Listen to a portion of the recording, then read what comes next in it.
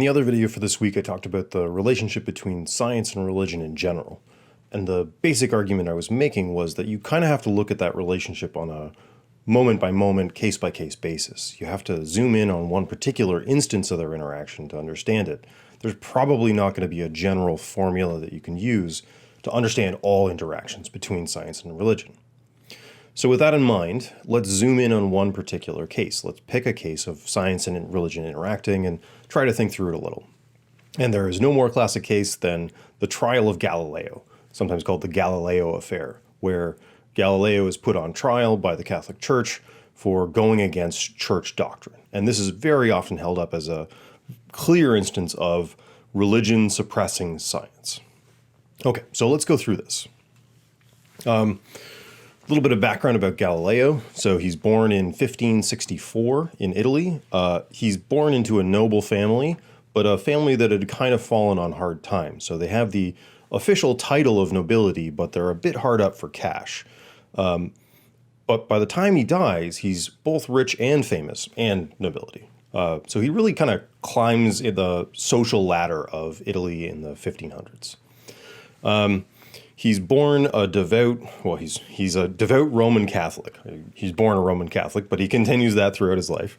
And he actually considers becoming a priest, although his father, eager to have him find some lucrative career, which priest is not super lucrative, convinced him to go to the University of Pisa, which you can see here, and to study medicine.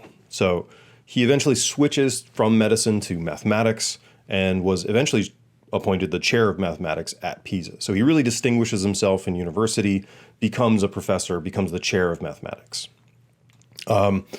His intellectual life kind of bounces between a bunch of different institutions at the time, between the universities, the church, and another institution that's sort of prevalent at the time, which we'll spend a bunch of time on here, is the courts of rich nobility. So, he started in the university, he had a very good relationship with the Jesuits. So the Jesuits are kind of intellectual academic branch of the Catholic Church. But he really made it big when he shifted his focus from universities and interacting with the Jesuits to trying to make it in courtly life. So courtly life is the sort of the people that the ultra-rich surround themselves with. And a lot of the material I'm going to be presenting here is coming from this really nice book by Mario Biagioli called Galileo Courtier. So trying to understand Galileo's scientific career in terms of appealing to the courts of the nobility. Okay, so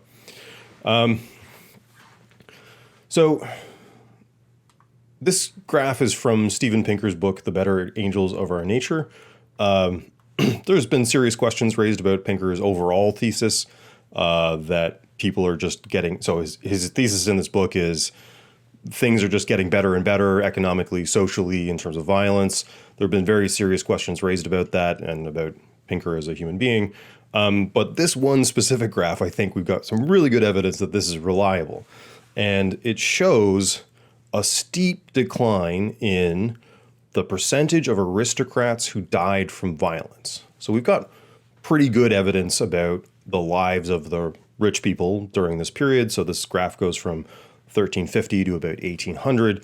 And you can see that in the 1400s or so, a quarter of rich, noble men were dying from violence, which is quite a lot. I mean, that's vastly more than anybody who dies from violence in, say, North America.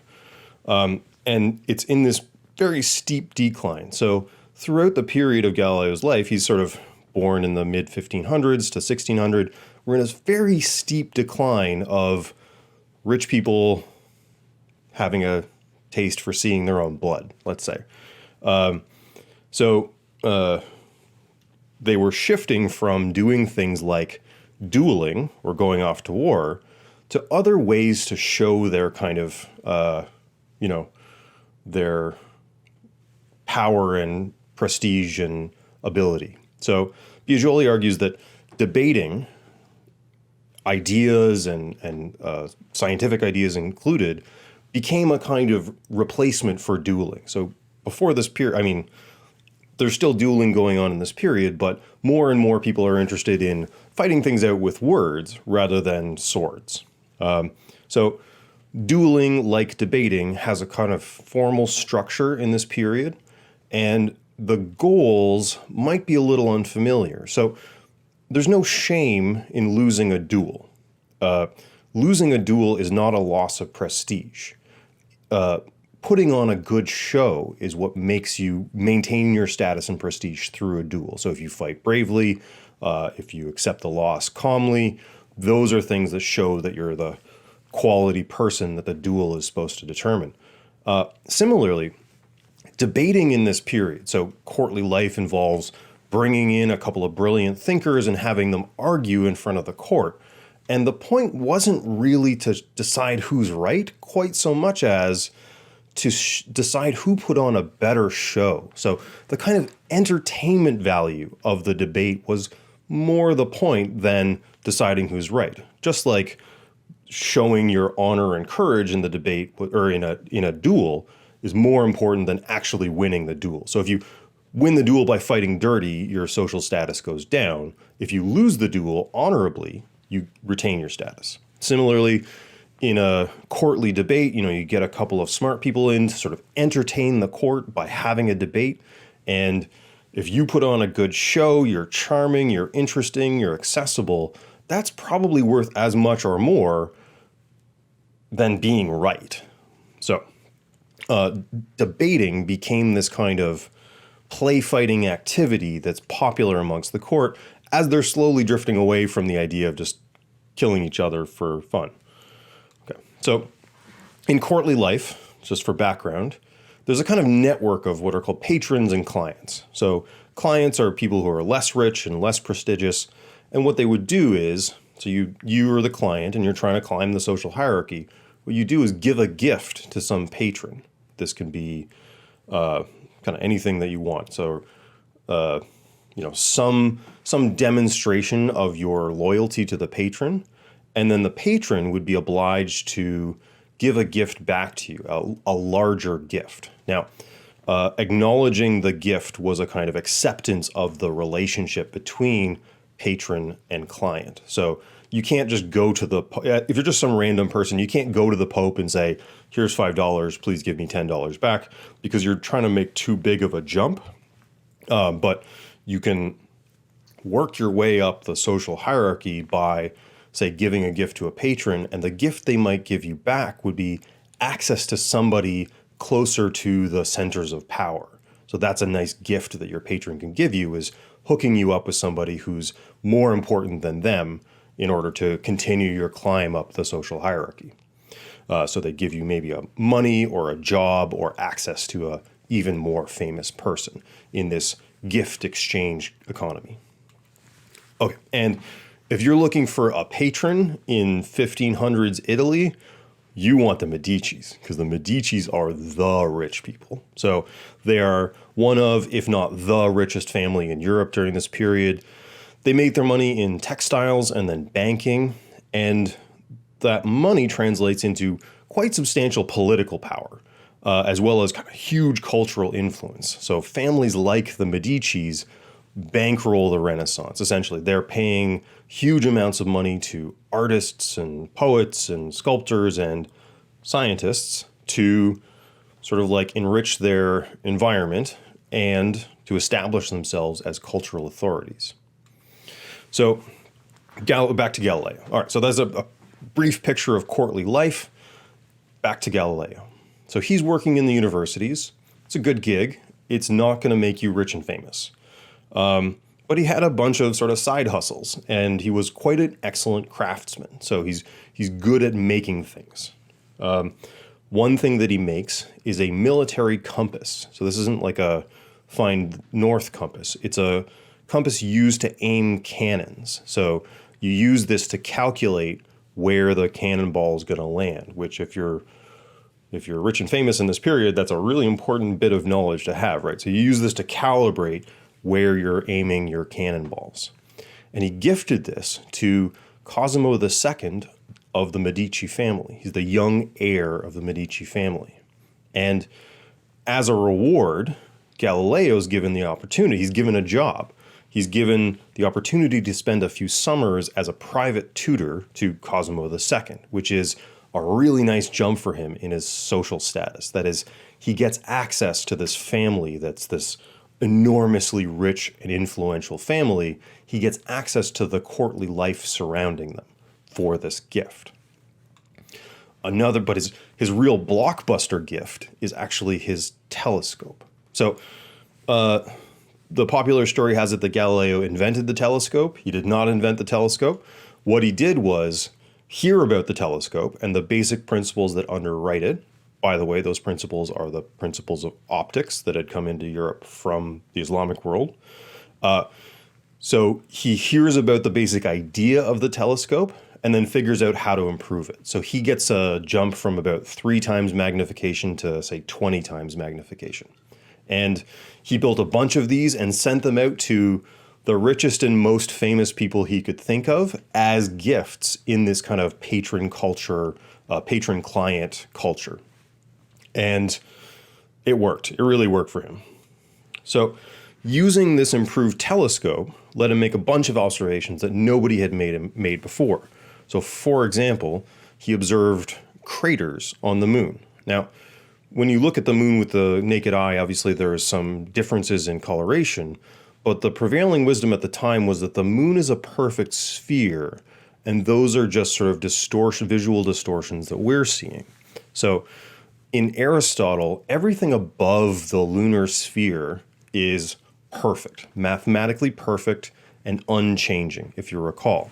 And Aristotle is still the main sort of guy for physics and cosmology at this time. So seeing, and in this picture, he's exaggerated the craters a little bit, but you can, using a telescope, kind of see that there's imperfections in the surface of the moon, which is already a big blow against the Aristotelian picture of the universe. Maybe even more important, his observation of sunspots. So sunspots are little dark spots that appear and disappear on the surface of the sun. And Galileo was able to observe, using his telescope, some of these sunspots. And according to Aristotle, the sun should be perfectly unchanging. It's a perfect sphere. It never changes. It's made of quintessence. It's not this earthly like nonsense that we're made up of that's always falling apart. It's supposed to be perfect. So this was also a pretty serious conflict with the Aristotelian picture of the universe. Now, lest you get the impression that this was already Galileo in a fight with the church, Galileo actually gets into a priority dispute with some Jesuits, who again are a branch of the Catholic Church. The Jesuits claim to have observed the sunspots before Galileo did. So they're not fighting about, at this point, he's not fighting with the church about whether sunspots exist. He's fighting about who discovered them first. And the church wants credit just as much as Galileo does. Okay, so he's worked his way into courtly life. He's given some really impressive gifts like the compass, the military compass and the telescope, his newly improved telescope.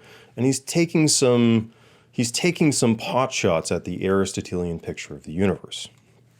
Okay, so here's another gift that he gives to the Medicis. This one is a risky move. So it's unclear exactly when Galileo decides that he believes the Copernican picture, decides that he believes that the Earth is going around the sun. But at some point, after he's got his telescope, after he's sort of in with the Medicis, he makes this observation around Jupiter. So he points his telescope at Jupiter night after night, and what he sees are 4 little dots. And those little dots they're not visible with the naked eye, but you can see them okay through his telescope. Not well, but like you can see them. And what you can see is that they appear to be orbiting Jupiter. And in the Aristotelian picture of the universe, remember, Earth is the center of everything. Everything orbits around the Earth. And one of the main objections to the Copernican picture of the universe is things can't orbit around anything except the Earth.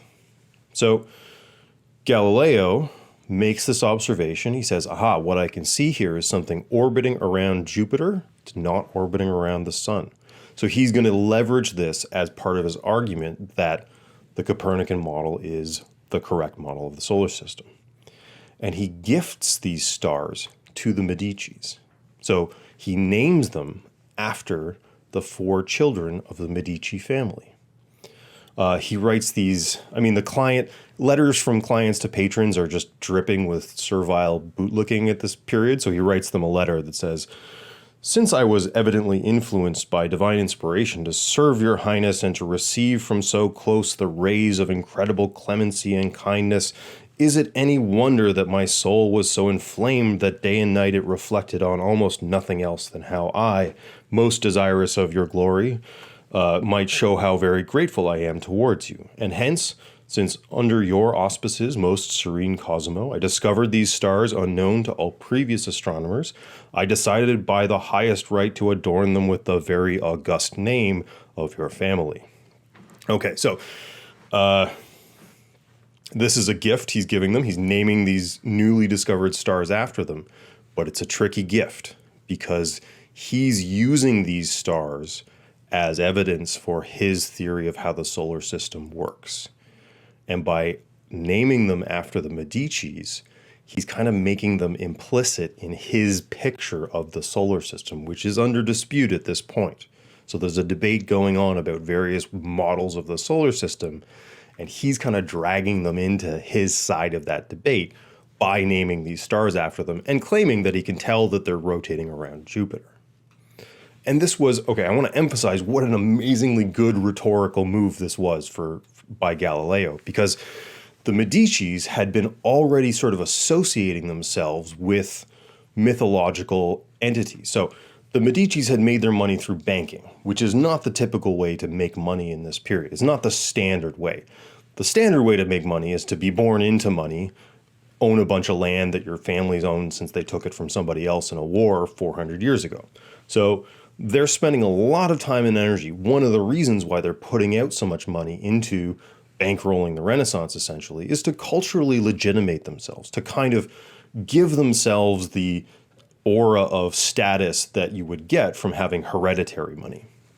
Now, Cosimo I had already built a kind of narrative connection between himself and Jupiter, or Zeus/Jupiter. And, he'd put on they put on plays about themselves, they'd have poems written about them. So he'd kind of made this mythological connection in these narratives about their family between himself and Jupiter.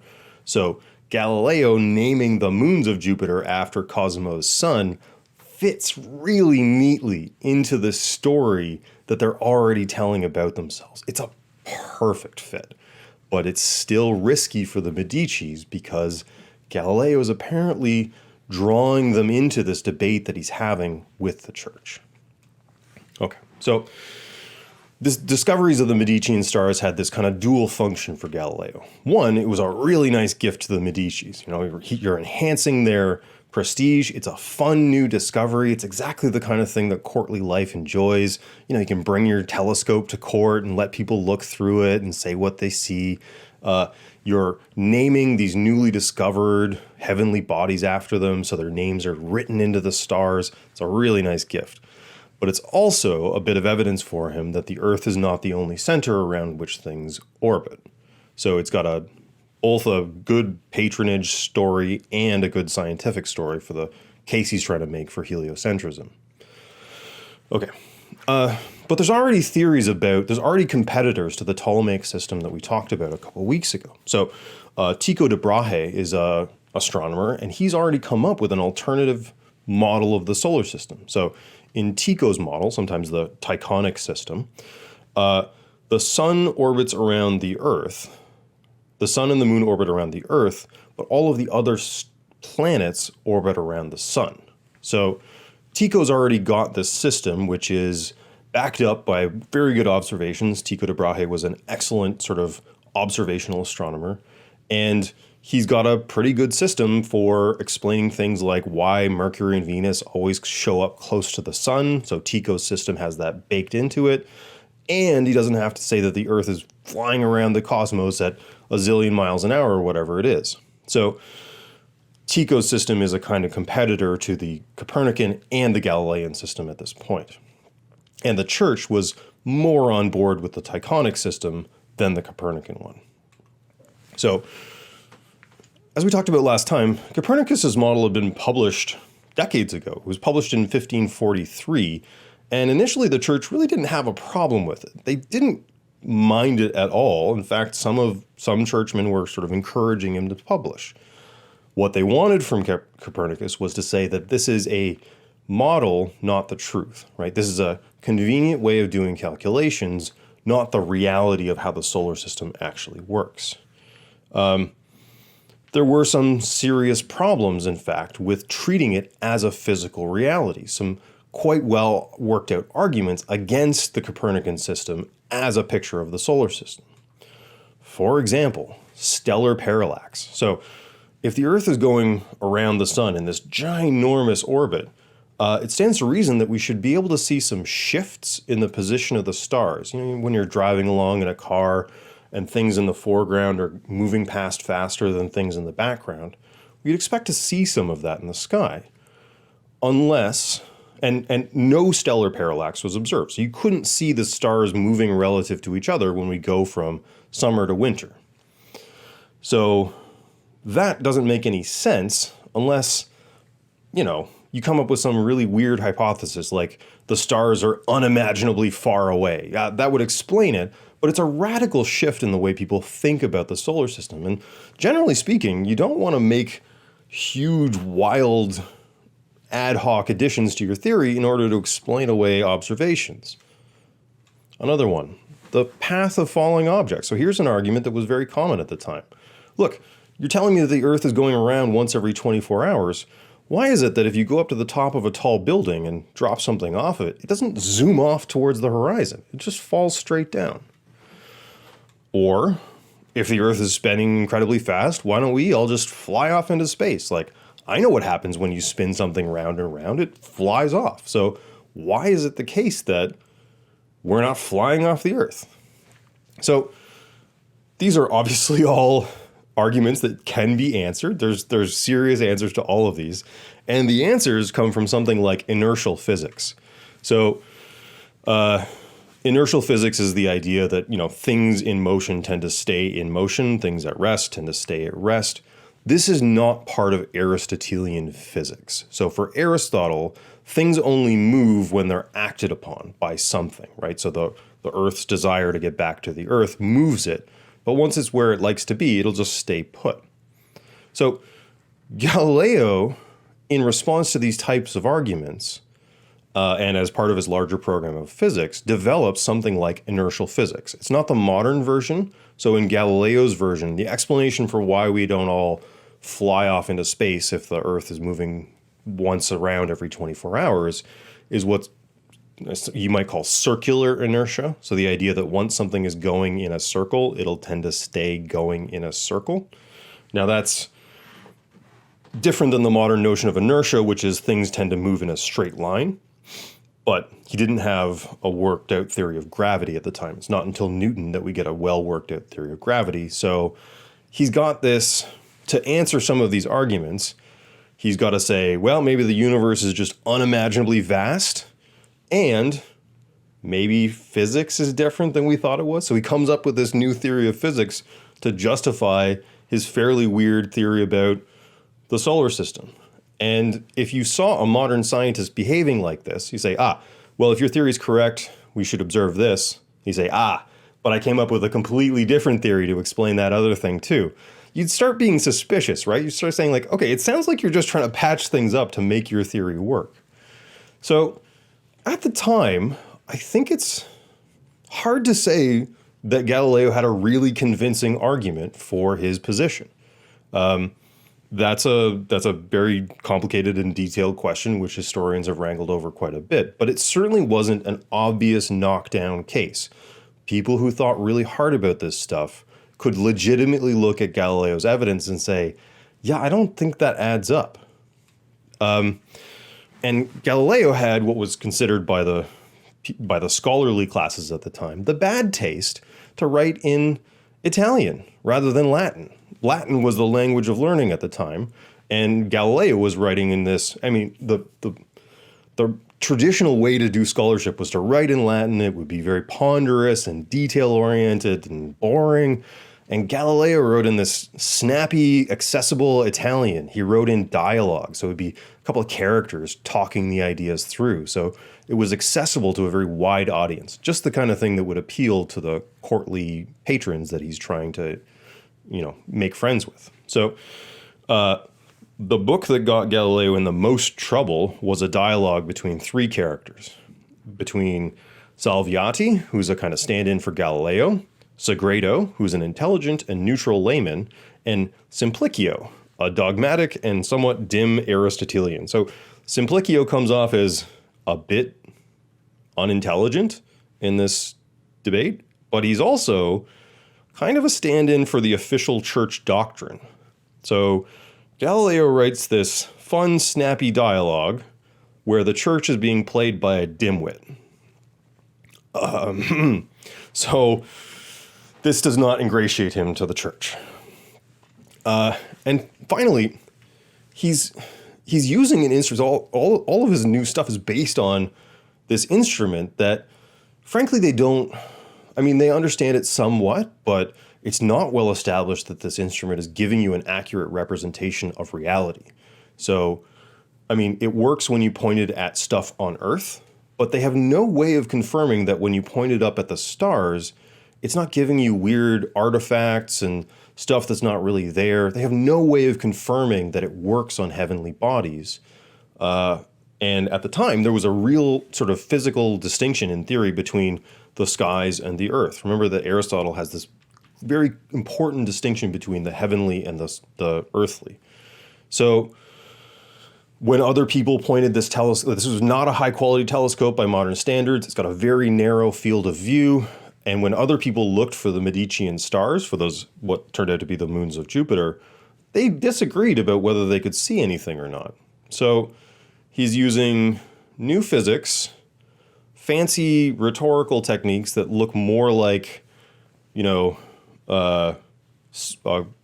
like a used car salesman than a good old stoic scholastic philosopher. And he's using a new observational instrument that nobody can really confirm works on the stuff that he's using it on. Okay, so there's some sketchy stuff here. Now, from the church's perspective, from the Catholic Church's perspective, there are some issues with accepting that the earth might go around the sun. So here's two passages from the Bible that were particularly worrisome. Chronicles 16:30 says, "Tremble before him, all the earth. Yes, the world is established. It shall never be moved." So that implies an unmoving earth. Ecclesiastes 1:5, "The sun rises and the sun goes down and hastens to the place where it rises." So that makes it sound like the sun is moving. So we got one passage to say the earth stays still and another that says the sun moves.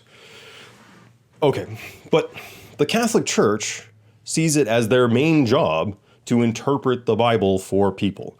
They've got this long history of interpreting and reinterpreting passages of the Bible in a way that they think makes sense. So Catholic Mass is delivered in Latin at this point. So it's delivered in a language that pretty much nobody but the educated classes can speak. So the church has set itself up as the people whose job it is to interpret the Bible for you so that you don't get confused and take things too literally. It's later Protestant movements that see it as every individual's job to develop a relationship with Scripture. So the Catholic Church is perfectly happy to interpret and reinterpret things in non-literal ways when it suits them. It's just that in this case, it didn't really suit them. Okay, so finally to his trial. I'll just do this very briefly. In 1616, he's put on trial. And at that trial, the church decided, okay, Galileo, it's fine for you to talk about this Copernican system stuff, but don't present it as a fact. Present it as a useful model or a hypothesis or something like that. And then Galileo goes on to arguably ignore this. So he writes another dialogue where, the Copernican system is being presented by one of the characters much more convincingly than the other characters are presenting the alternatives.